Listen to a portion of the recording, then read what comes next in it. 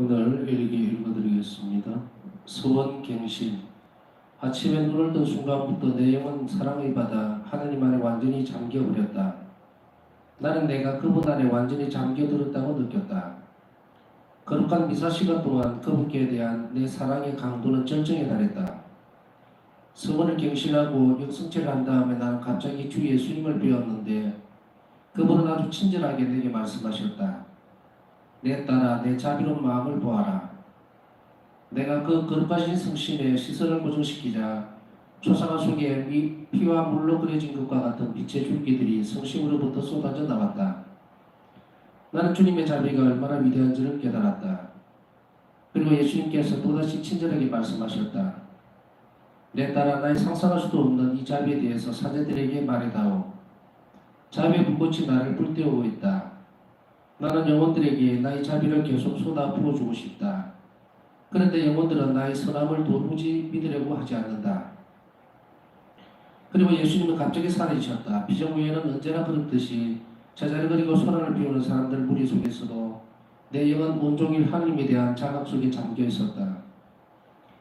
비전 후의 그 소란이 조금도 나를 방해하지 않았다.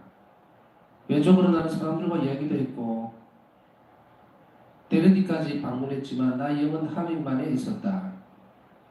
오늘 우리는 제3수련 기간을 시작한다. 다른 수녀들은 수련소에서 수련을 하기 때문에 우리 세 수녀는 모두 마고전타 원장이 계신 곳에서 만났다. 마고전타 원장은 간단한 기도를 시작해서 제3수련기의 내용을 설명하고 종신성원의 위대한 은혜에 대해서 이야기했다. 나는 갑자기 큰 소리로 울기 시작했다. 한순간에 모든 하느님 은총들이 내 영혼의 눈앞에 나타났고 나는 나 자신이 얼마나 비천하고 하나님께 배은망덕했는지를 보았다. 수녀들은 저 수녀가 왜 울고 야단인가라고 말하면서 나를 꾸짖기 시작했다. 그러나 마고자타 문장은 자기는 놀라지 않는다고 말하면서 나를 변호해 주었다. 그 시간이 끝나자 나는 성체 앞으로 갔다. 그리고 가장 비천하고 하잘 끝없는 존재인 나의 불쌍한 영혼을 치유하시고 깨끗이 해달라고 그분께 자비를 간청했다. 그때 그곳에서는 이런 말씀을 들었다. 내 딸아, 너희 모든 비천함은 타오르는 불길 속에 던져진 작은 가지처럼 내 사랑이 불길 속에서 다 타버렸다. 이런 식으로 너를 겸손하게 낮춤으로써 너는 네 영혼과 다른 이들의 영혼을 내 자비의 바다로 이끌어간다. 나는 예수님 저의 가련한 마음을 주님의 거룩하신 뜻대로 빚어서서 하고 대답했다. 제3수기 동안 내내 나는 옷방 책임 수녀를 돕는 일을 했다. 이런 나에게 덕형을 실천할 기회를 많이 주었다. 때로는 어떤 수녀들에게 옷을 갖다주러 3번이나 갔지만 한 번도 그들을 만족시켜 줄 수가 없었다. 그러나 또한 언제나 옷방에 있는 옷들 중에서 제일 낡은 것만을 청하는 몇몇 수녀들의 위대한 덕형도 나는 알게 되었다.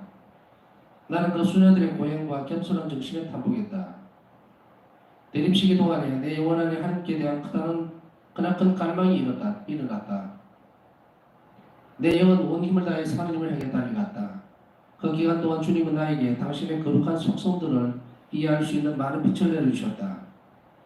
주님께서 나에게 알려주신 그분의 첫째 속성은 그분의 성성, 거룩하심이었다. 그분의 거룩하심은 너무도 커서 모든 권력과 힘이 그 앞에서는 벌벌 떤다. 순수한 영들은 그들의 얼굴을 가리고 끝없이 경비에 몰두한다. 그들은 최고의 공경을 표시하는 단 한마디의 거룩하시도다 라는 말밖에 하지를 못한다. 하나님의 거룩하심은 하나님의 교회와 그 교회 안에 있는 영혼들 위해 쏟아져 내리셨다. 그러나 똑같은 정도로는 아니다. 어떤 영혼들은 하나님께서 완전히 차지하셨고 어떤 영혼들은 겨우 살아있을 뿐이다. 주님께서 나에게 알려주신 둘째 지식은 그분의 정의에 관한 것이다. 그분의 정의는 너무도 위대하고 더 넓은 해안을 가지고 있어서 모든 사물의 중심에까지 깊이 뚫고 들어가며 모든 것이 그분 앞에서는 발가벗은 진실로 서 있을 수밖에 없으며 그 무엇도 그분에게 저항할 수가 없다. 셋째 속성은 그분의 사랑과 자비다. 그리고 나는 사랑과 자비가 가장 위대한 속성이라는 것을 이해했다.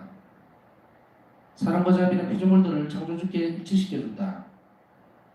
나는 이 한없는 사랑과 자비의 10년을 말씀의 강생과 인류 구원의 보석을 통해 깨닫게 되었다.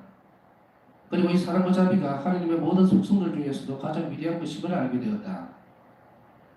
오늘 나는 어느 수녀님의 방을 청소하고 있었다.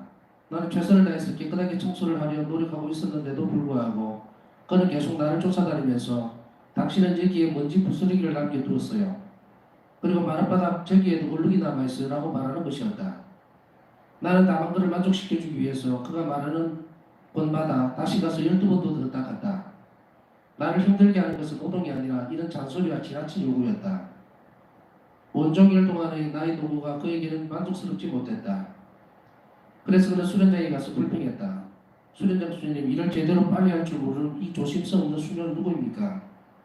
다음 날 나는 변명은 하려고도 하지 않고 또다시 같은 일을 하러 갔다. 그가 다시 나를 몰아세우기 시작했을 때 나는 생각했다.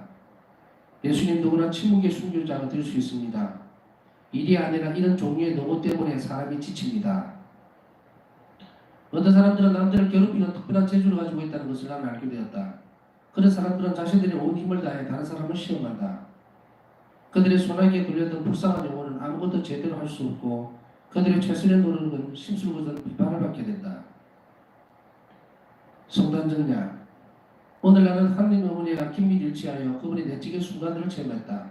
저녁에 웨이퍼를 나누는 예절을 하기 전에 나는 내가 사랑하는 사람들과 함께 영적으로 웨이퍼를 나누기 위해서 경담으로 들어갔다. 그리고 하느님의 어머님께 내가 사랑하는 사람들에게 은총을 얻어주시라고 간청했다. 나의 영은 완전히 하느님 안에 흠뻑 젖어들어 몰두해 있었다. 작은 미사 동안에 나는 성체 안에서 아기 예수를 보았고 나의 영은 완전히 그분 안에 잠겨 들어갔다. 그분은 작은 아기였음에도 불구하고 그 위험은 내 영혼을 꿰뚫었다. 하느님 편에서 이렇게까지 당신을 낮추신 신비, 그리고 상상을 초월할 정도로 자기를 비우신 신비, 이 신비가 내 존재의 기쁨까지 사무쳐 들어왔다.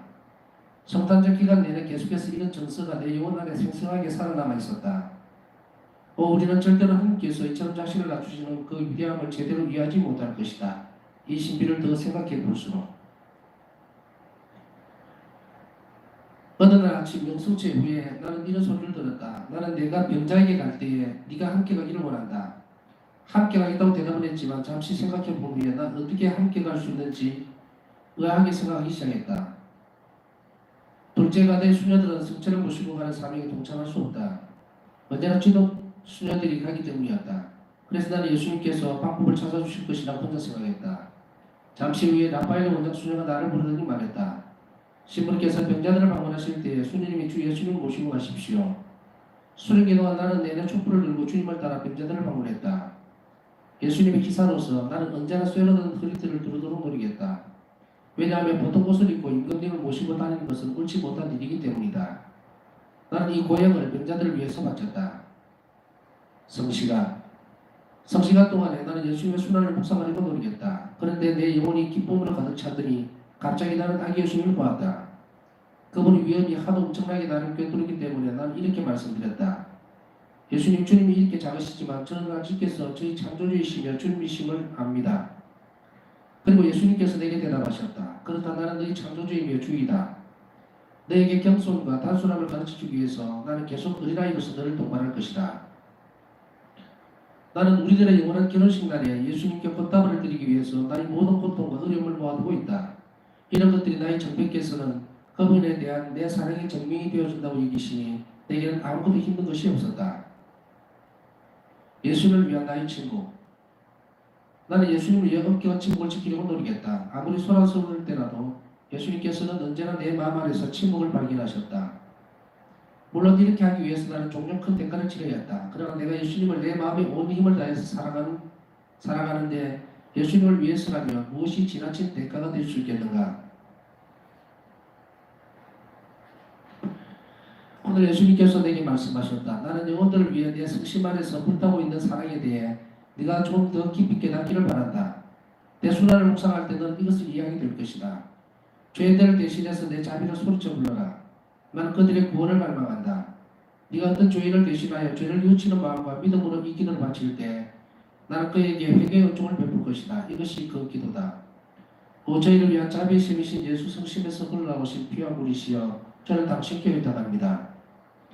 카니발 축제가 끝날 즈음에 어느 날 성심을 하고 있을 때에 나는 주 예수님께서 채찍질을 당하실 때 얼마나 심한 고통을 겪으셨는지를 보았다.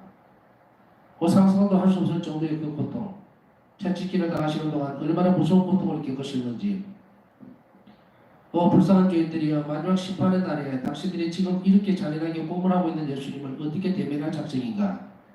그분의 피가 땅 위로 쏟아졌고 여기저기 그분의 살점이 떨어져 나오기 시작했다. 나는 그분의 등에서 몇 군데의 뼈가 드러난 것을 보았다. 온유하신 예수님께서는 조용히 신음하시고 다시 가셨다. 한 번은 예수님께서 규칙을 충실히 지키는 영혼을 당신이 얼마나 좋아하시는지를 내게 알려주셨다. 영혼은 보석이나 큰 고행을 하는 것보다는 규칙을 잘 지킴으로써 더 큰 상을 받을 것이다. 규칙을 토대로 참회나 고행을 하는 영혼들도 상을 받을 것이다. 그러나 숙제나 고행이 규칙을 능가하지는 못한다. 오늘은 여기까지 읽겠습니다. 오늘은 사순시기가 시작되는 주일 수요일입니다. 은혜로운 시기의 시작에 우리는 파우스트 성녀의 일기를 묵상하면서 또 오늘 일기 안에 보면 맞춘 것은 아닌데 성시간에 대한 부분들이 또 같이 나오게 됩니다. 오늘 일기에서는 어떤 특별한 몇 가지 부분들이 특별한 몇 가지 부분이라는 것보다는 파우스트 성녀께서 서원을 이제 갱신하기 위해서 준비하는 그 시간에 체험하셨던 그런 내용들인데요. 우리에게 오늘 이 시간에 함께 생각해 볼 수 있는 대목들이 있습니다.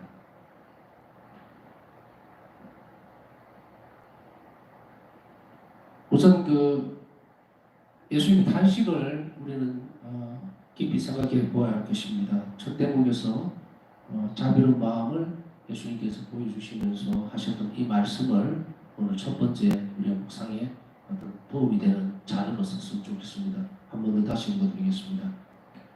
내 딸아, 나의 상상할 수도 없는 이 자비에 대해서 사제들에게 말해다오. 자비의 불꽃이 나를 불태우고 있다. 나는 영혼들에게 나의 자비를 계속 쏟아부어 주고 싶다. 그런데 영혼들은 나의 선함을 도무지 믿으려고 하지 않는다. 영혼들은 나의 선함 도저히 믿으려고 하지 않는다. 예수님 전 당신께 해당합니다.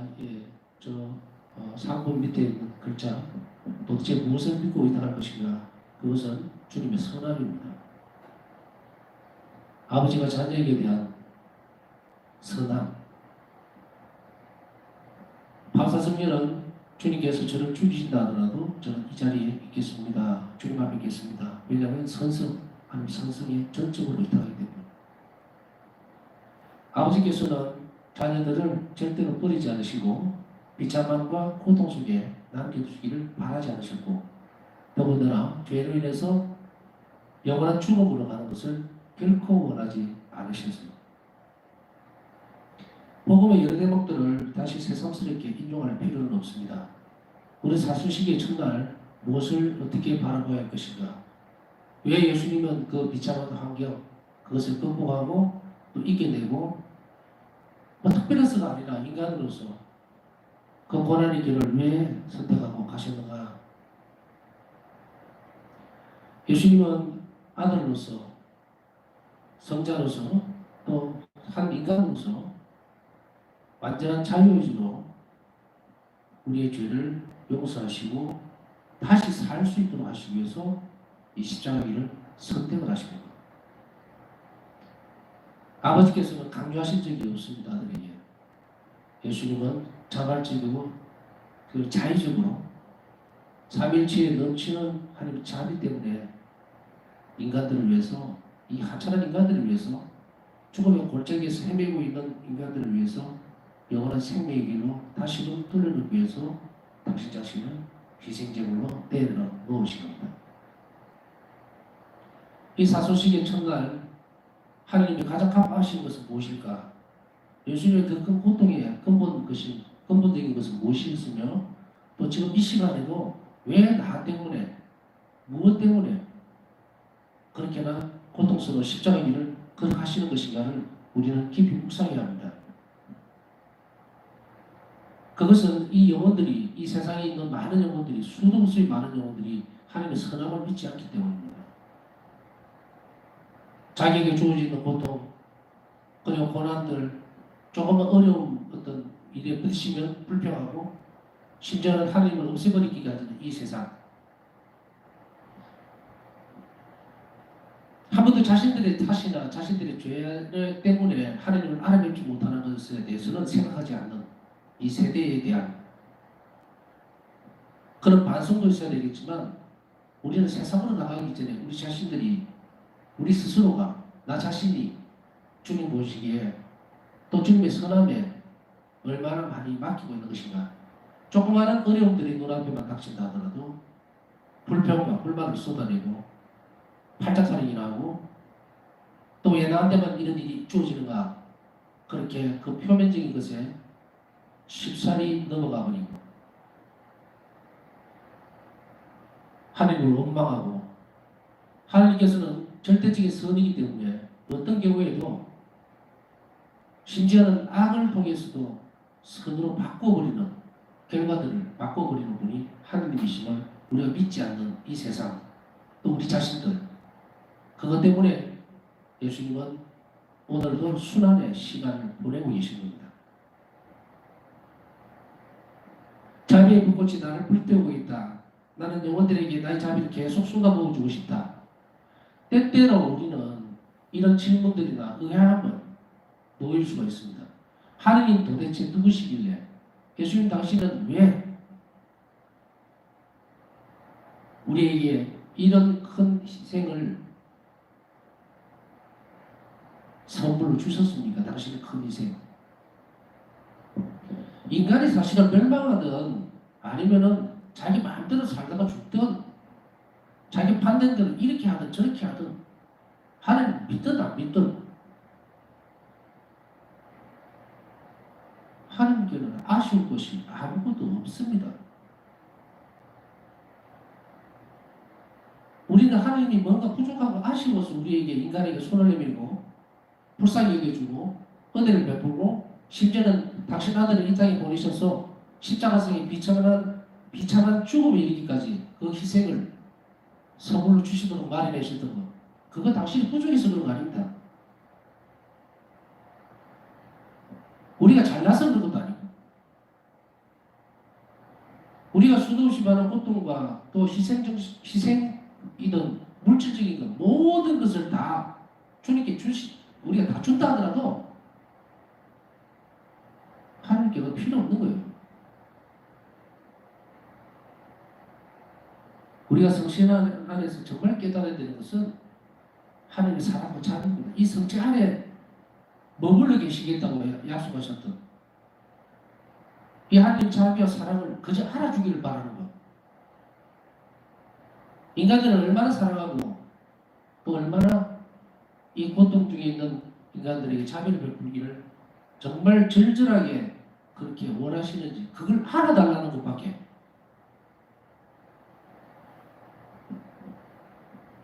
우리가 인간이 이 땅에 살면서 주님을 위해서 희생을 해봐야 뭘 얼마나 하겠는가. 심지어는 목숨을 다 내놓는다 하더라도 그 하나님께 무슨 도움이 되겠는가.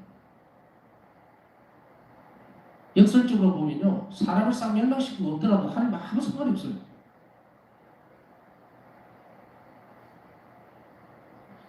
이제 우리 스스로 이제 교만스럽고 잘못된 생각들을 이 사수식에 다 벗겨내야 됩니다. 무엇을 위해서 희생하겠습니다. 주님을 위해서 나는 이렇게 하겠습니다.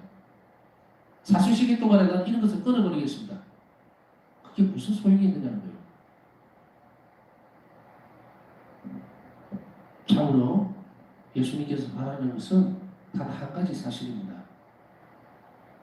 하나님이 자비롭다는 것, 하나님은 선한 분이시고 우리를 끊임없이 아끼고 사랑하신다는 것, 그걸 알아달라는 거예요. 알아달라는 거예요.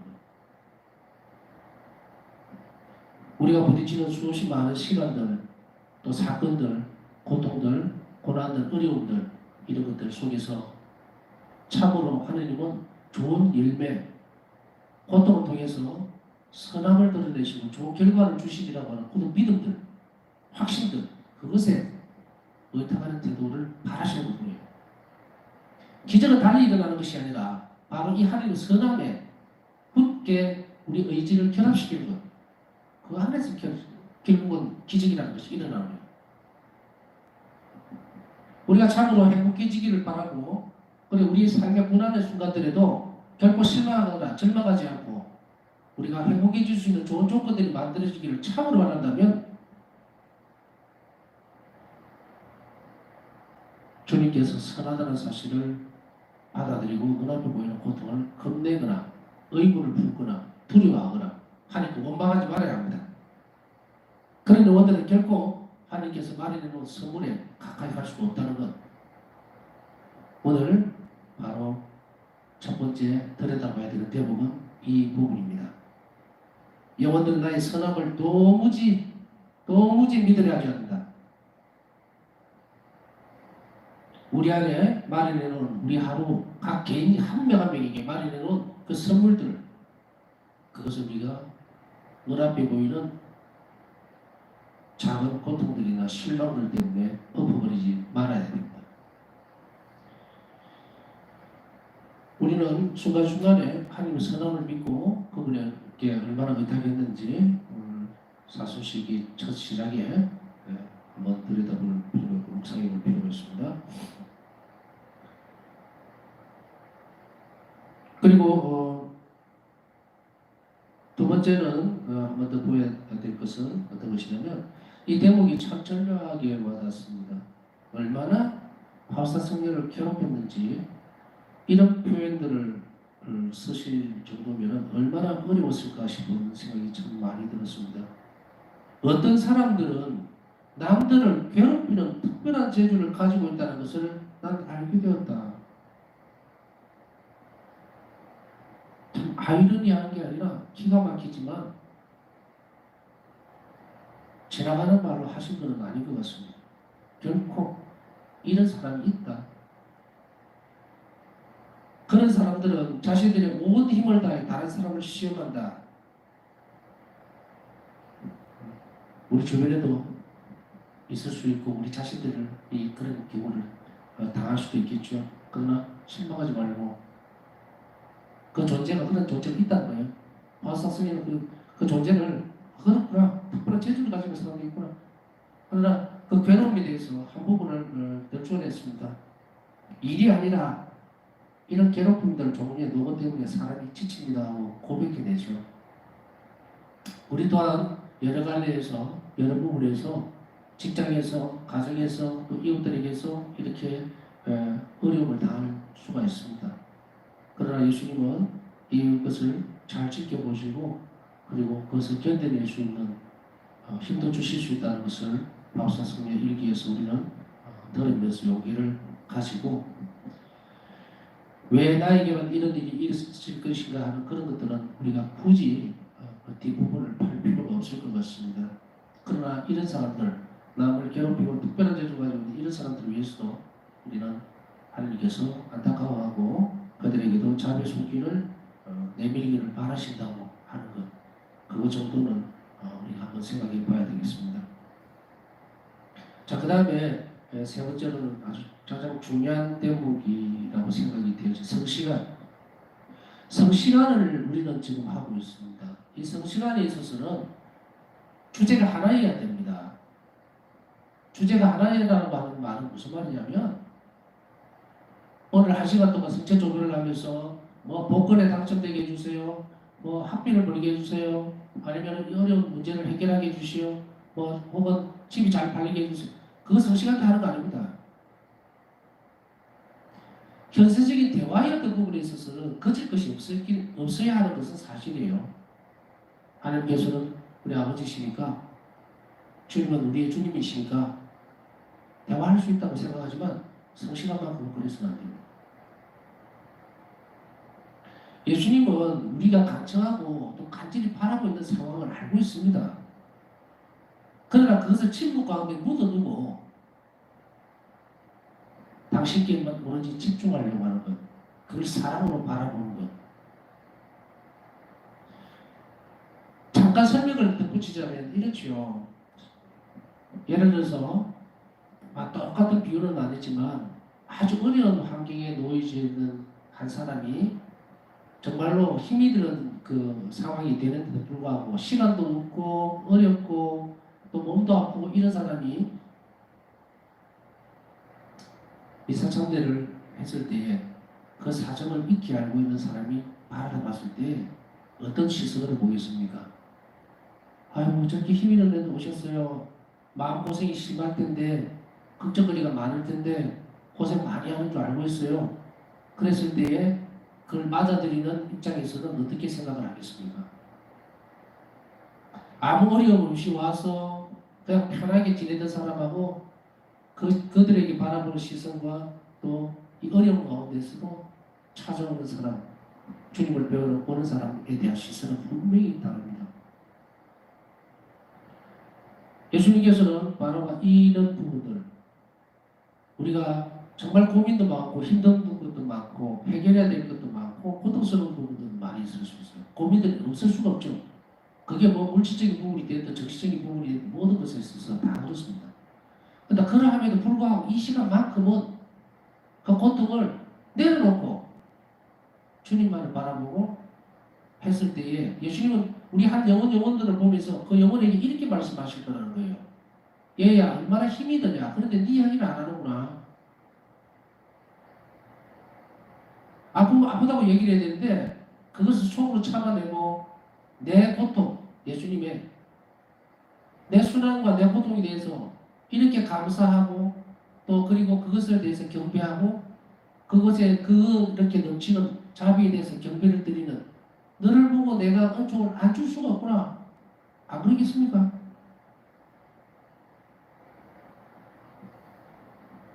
그런데 예수님 순환에 대해서는 내몰라라 그러고 여기가 아픈데요, 저기가 아픈데요, 이거 해주세요, 저거 해주세요라고 막 떠들어대면은 그 이상은 말을 안 해도 알겠죠.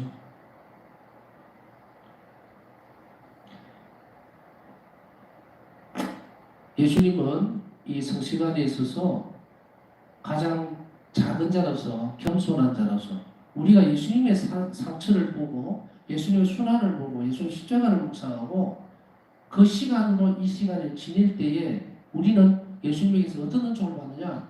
겸손함과 단순함을 배우게 된다고 얘기합니다.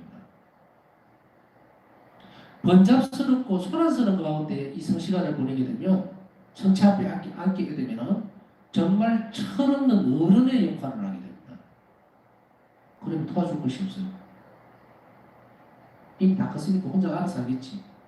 아무런 소득도 아무런 은총도 받아볼 것이 없어요. 바울사성의 일기에서 이 성시간에 특별히 성체조비에 대해서 말할 때에 주제는 한 가지입니다. 예수님 순환에 대해서 끊임없이 묵상할 것. 그리고 그 순환의 상처를 통해서 또 그 십자가의 죽음을 통해서 이 세상에 하나님 자비가 얼마나 흘러 넘치는가에 대한 찬미와 감사, 경배를 드리는 시간, 그것으로서 요약이 되어집니다.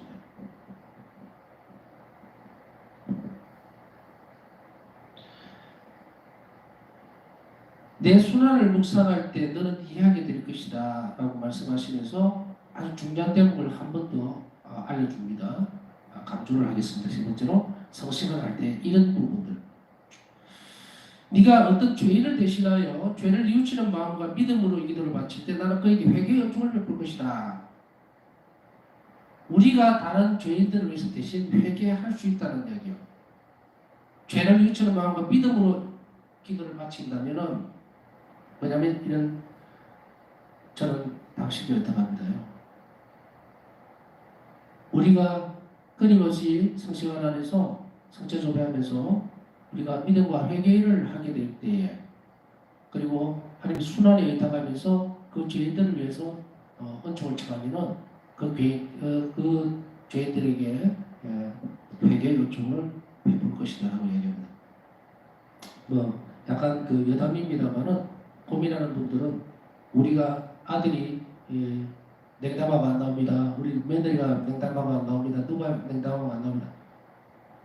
냉담하는 사람들을 회개 은총 줘야 되겠죠? 그럼 오늘 답이 나왔어요. 이렇게 기도하십시오. 어디에서? 성체조배하면서.